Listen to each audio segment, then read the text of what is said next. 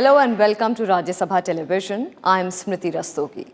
A report on road accidents published by the Union Transport Ministry has shown a steep rise in the number of pedestrians killed on the roads. The increase is as much as 84% between 2014 and 2018, with average daily fatalities going up from 34 in 2014 to 62 last year. The report also says that in all, 22,656 pedestrians were killed last year. West Bengal topped the list of the pedestrian fatalities with 2,618 deaths, followed by Maharashtra and Andhra Pradesh.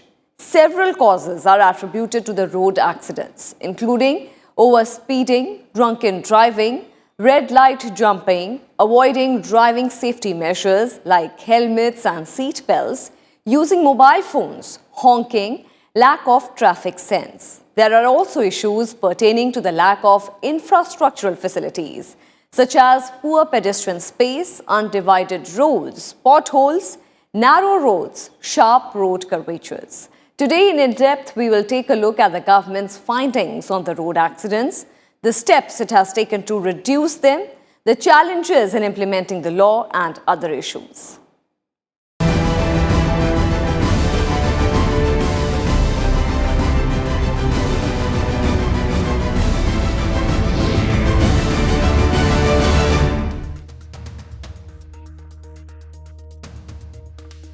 Road accidents are the most common thing in India.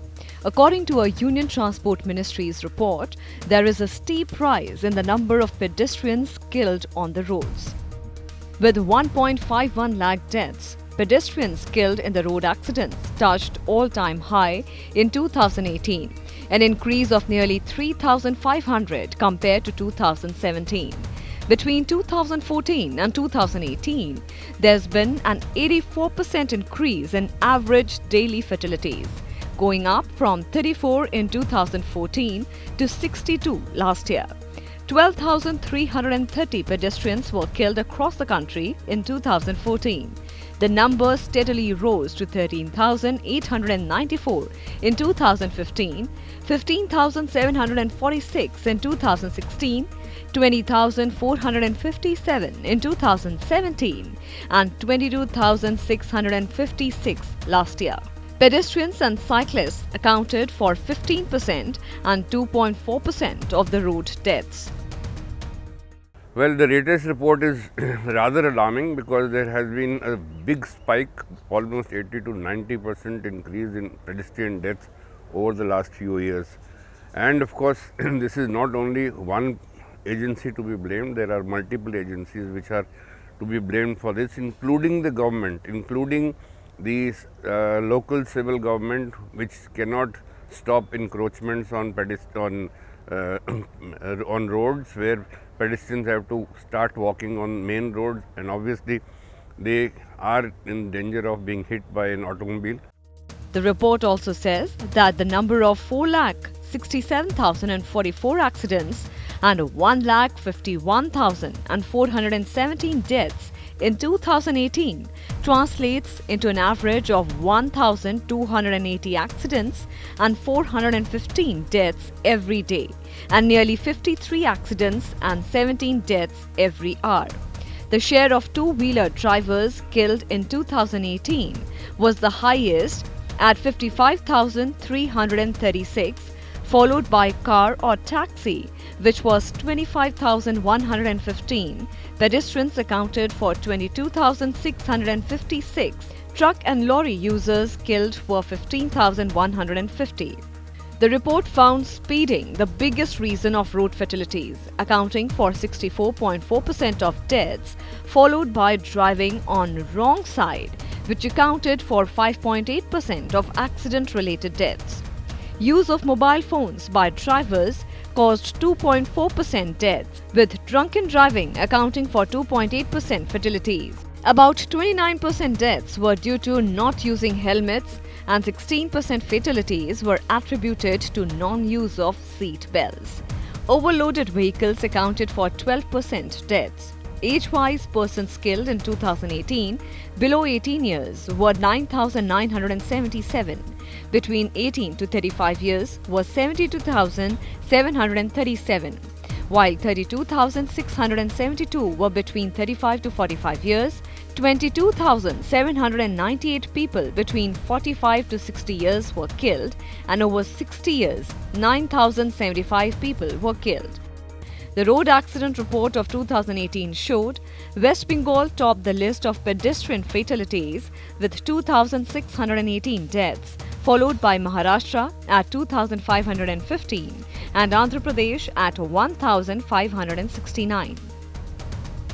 In Delhi, pedestrians accounted for 420 deaths, more than one-fourth of the total road fatalities. Delhi also showed the fastest growth or fatalities as a ratio of total road accidents. It accounted for 18.3% of the total number of accidents and 11.7% of fatalities. Dense population and congested vehicular movements are the causes of road accidents in Delhi. In the case of collision with parked vehicles resulting in deaths, Uttar Pradesh reported 1,299 fatalities in 2018, followed by Gujarat, where 478 people died in such accidents. Road accidents were caused by overspeeding, drunken driving, red light jumping, avoiding driving safety measures such as helmets and seat belts, using mobile phones, honking, lack of traffic sense, among others. Lack of infrastructural facilities, including poor pedestrian space, undivided roads, potholes, narrow roads, sharp road curvatures are also caused fatal accidents. Bureau Report, Rajya Sabha TV.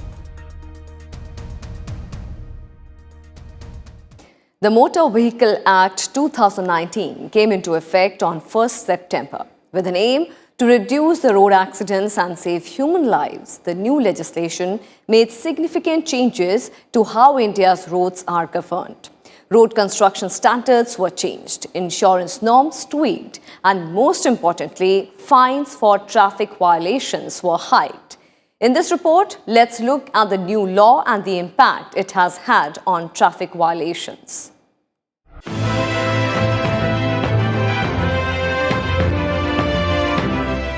India has less than 3% of the world's vehicles, but accounts for 12% of road deaths.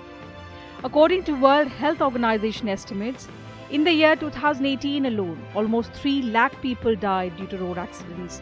Compared to countries with much higher levels of motorization like the United Kingdom, Australia and Netherlands, this number is disproportionately high in India. A World Bank study says that if India were to cut down road deaths and injuries by 50% between 2014 and 2038, it could potentially increase GDP per capita by 14%. Parliament passed the Motor Vehicles Act 2019 in July. It took effect as a law on 1st September 2019. From higher penalties for driving errors to imprisonment up to a month for speeding and up to 6 months for accidents, the new Act has multiple provisions to deter individuals from violating traffic rules. For not wearing a helmet, the fine has been raised from 100 rupees to 1000 rupees, in addition to a 3-month disqualification of license. For not wearing a seat belt, the penalty is now 1000 rupees. For speeding or racing, the fine has been increased from 500 to 5000 rupees, and for drunken driving from 2000 rupees to 10,000 rupees. Fine for driving without a valid license is now 5000 rupees. Besides higher penalty, the new act also includes imprisonment for severe crimes. Speed racing can attract imprisonment for 3 months with or without a fine. This will extend to 1 year if caught for the second time. For offences by juveniles, the guardian or owner of the vehicle shall be deemed to be guilty and punished with a 25,000 rupees fine and 3 years imprisonment. The juvenile would be tried under the Juvenile Justice Act 2000, and the registration of motor vehicle will be cancelled for 12 months. Owners of vehicle who alter it by way of retrofitting of motor vehicle parts in a manner not permitted under the Act shall be punished with imprisonment for a term which may extend to 6 months and or with fine of 5,000 rupees per such alteration. These penalties will be increasing by 10% every year on 1st April. The new Act has also extended renewal of driving licenses from a month to 1 year after the date of expiry. Only if the renewal is delayed for more than a year will the driver have to undergo a test of competence. The Act also promises to protect those who render emergency medical or non-medical assistance to a victim of an accident from any civil or criminal liability. The minimum compensation for death or grievous injury due to hit and run has been moved up substantially as per the new Act. Soon after the new Act took effect, traffic violations dropped sharply across states. In national capital Delhi, a 66% reduction in traffic violations was recorded in September compared to the previous year. For better enforcement of the law, the government also installed speed cameras and in-vehicle sensors. But experts say 5 key areas need more attention: improving road safety management, developing safe infrastructure, safer cars, changing road user behavior, and improving post-accident trauma care and management. Bureau Report, Rajya Sabha TV. And with that, we'll slip into a very quick break. Stay with us.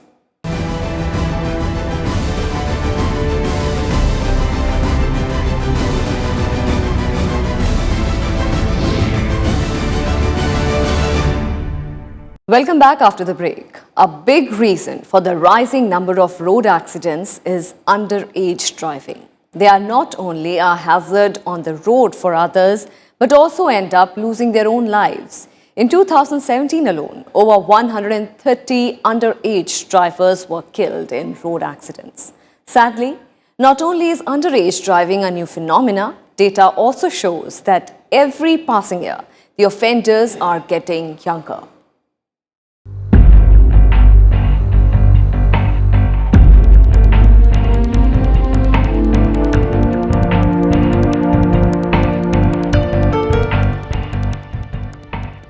In 2008, the Supreme Court delivered a landmark verdict concerning minor drivers in India. The court said parents must pay for minors causing accidents, dramatically changing the legal position governed by the Motor Vehicles Act. The ruling pertained to an 11-year-old case. In 1997, a 15-year-old boy, Karan Arora, drove his father's car and caused an accident, killing one Virendra Singh. The victim's father filed an application seeking compensation of 10 lakh rupees. The minor offender's father, Rakesh Arora, contested the claim. On 24 September, the Supreme Court ruled in favor of the victim's father, directing the insurance company to immediately pay up the compensation amount and recover it from the father of the minor offender.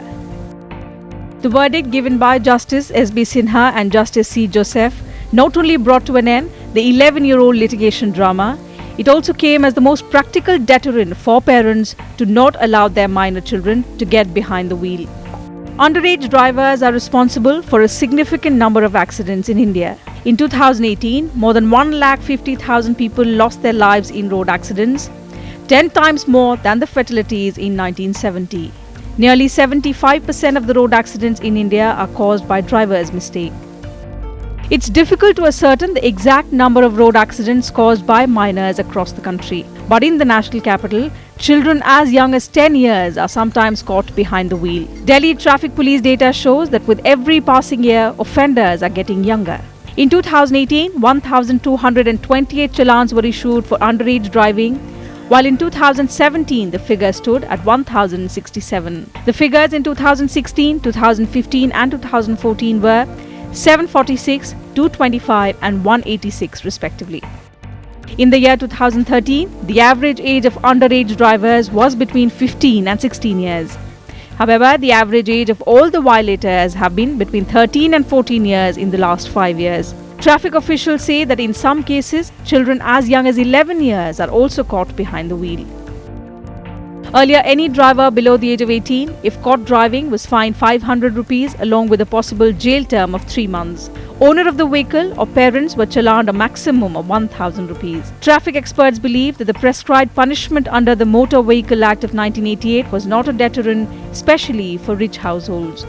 In a bid to curb this, the Motor Vehicles Amendment Act 2019, which came into effect from 1st September, ensures that for traffic violations by juveniles, the guardians or owner of the vehicle would also be held responsible and punished with a 25,000 rupees fine and 3-year jail term.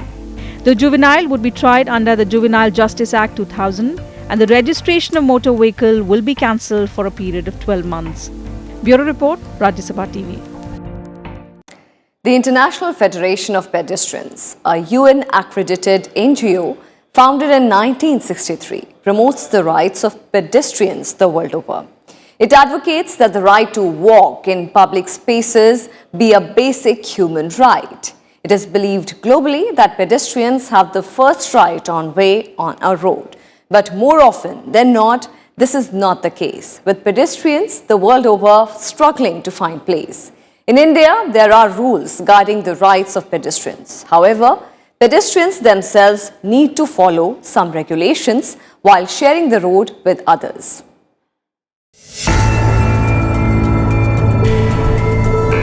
Roads are the most important public spaces in cities and pedestrians are its largest users. But less than 30% of urban roads in India are designed with pedestrians in mind. More often than not, two-wheelers can be seen using zebra crossings, even as pedestrians themselves use zebra crossings less and less. Despite laws in place, urban areas can clearly be seen as an encroachment of footpaths, with the pedestrian being the ultimate sufferer. The International Federation of Pedestrians, a UN-accredited NGO, has been explicitly advocating the right to walk in public spaces as a basic human right. An idea that is yet to catch on in most parts of the world, including India. Even though India has a long way to go to ensure pedestrian rights, there are some rules in place in the country. The Motor Vehicles Act 1988 spelled out some rules for pedestrians. The Rules of the Road Regulation 1989 has 3 rules mentioning pedestrians or their right of way. These include Rule 8, which says that it is the duty of the driver to slow down when approaching a pedestrian crossing. Rule 15, that says that no driver can park a motor vehicle near a traffic light or on a pedestrian crossing or a footpath. And Rule 11 states that motor vehicles are not allowed to drive on the footpaths or cycle lane except with permission from the police officer on duty. Even in the urban areas, wherever their pedestrians sidewalks are made, even they are encroached upon. They are not walkable. Their surface condition is not good. If there is some footpath that has been encroached by either trees, transformer or some other appliances, or sometime by the vendors. Wherever there is requirement of pedestrians, they are at the last stage. So they are not even provided the minimum infrastructure which is needed for their safety. The Municipal Corporation Act also protects public roads and streets by terming all obstructions illegal unless they are made with the prior permission of the collector. They are entitled to ascertain the footpath width based on width of the public roads. Under the Persons with Disabilities Equal Opportunities Protection of Rights and Full Participation Act 1995, the government must provide for auditory signals, engraving on zebra crossings, slopes in pavements for easy access of wheelchair, and warning signals at appropriate places. There is to be a little bit of education also into how a pedestrian should be moving on the road. He should also feel responsible. With all these telephones and mobile phones, today people on the roads are walking with phones on their head and they don't even bother to see what is coming from behind. So there has to be a general education in trying to tell the pedestrians, as well as the government also has to take over certain measures by which they can make sure that the pedestrian does not have to come onto the roads. However, there are also some rules that pedestrians need to follow, the most important safety tip being to pay attention. Also, never assume the driver has seen you when you are about to cross the road. It's your responsibility to save yourself, so always keep an eye out on the traffic. Avoid crossing the road at places where drivers may not be able to see you at all. Wait for a suitable gap in traffic flow before crossing the road. Never jump over the divider railings as it may cause you to tumble on to oncoming traffic. Children should always be held while crossing the road. Avoid crossing the road between parked cars. And always try and cross the road by the shortest and most direct route as it reduces your time on the road. Bureau Report, Rajya Sabha TV. Population Population growth and rapid urbanization are combining to create huge challenges for Indian cities.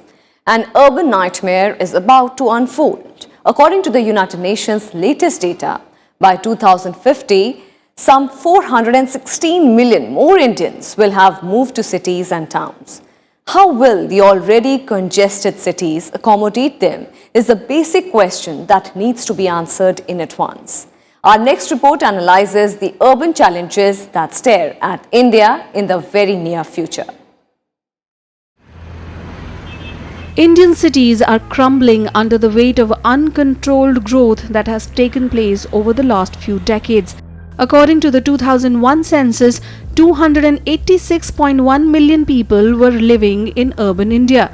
That number climbed steeply to 377.1 million in the 2011 census, a growth of 2.76% annually. A large number of new towns also emerged during the decade, contributing significantly to faster levels of urbanization. Over the past 25 years, cities such as Bengaluru, Chennai, Hyderabad, Mumbai, Delhi and Pune have been at the forefront of urbanization and rapid growth. But due to unplanned growth, Indian cities have now stretched beyond breaking point.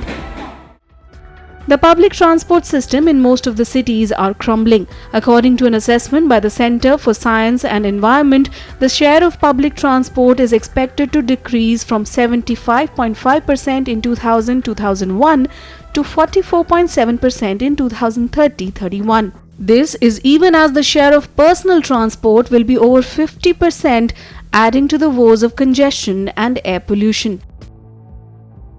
Skewed land use patterns, including conversion of agriculture and forest land into residential and commercial areas, poses a major challenge to the survival of green lungs in the city. In 2012, the Institute of Urban Transport, which comes under the Ministry of Urban Planning, had issued a 5-part set of guidelines for the design of urban roads. These cover road cross sections, intersections, road markings, signages, and traffic calming methods.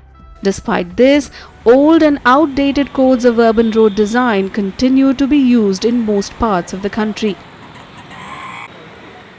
In urban planning, what we are doing actually, we are planning for the movement of cars only. We are not concentrating about the movement of the trips. Above and ever, we are changing our land use, we are concentrating it, but our infrastructure, that is right of way, is limited and our public transport is minimal. And we are not thinking of upgrading it, which can cater to such a huge number of expected trips. Majority of the trips are walk trips, because everybody is a passenger, but everybody at one end of or the other is a pedestrian. So any trip one is performing right from his home to the nearest public transport even has to be performed either on walking or cycle. So that egress and ingress trip is very, very important. It is always neglected in the planning. The major challenges of urbanization are the inability of cities to provide basic needs such as safe drinking water, clean air, good quality public transport, and roads and pavements for their residents and material to move from one place to another, while also providing both social infrastructure such as schools, hospitals, public parks, and economic infrastructure like bridges, flyovers, and markets.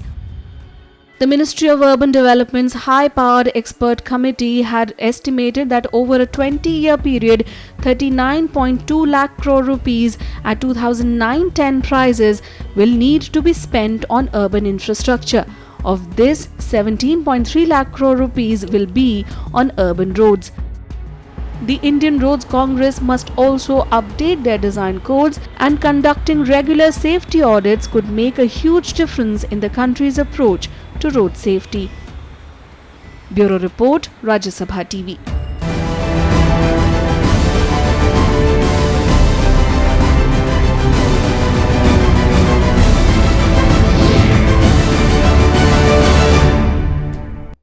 And that's all we have for you in this edition of In Depth. We will be back same time tomorrow with a focus on another key subject. You can also watch our program online on YouTube. Suggestions and feedback about the program are welcome. Thank you for your time.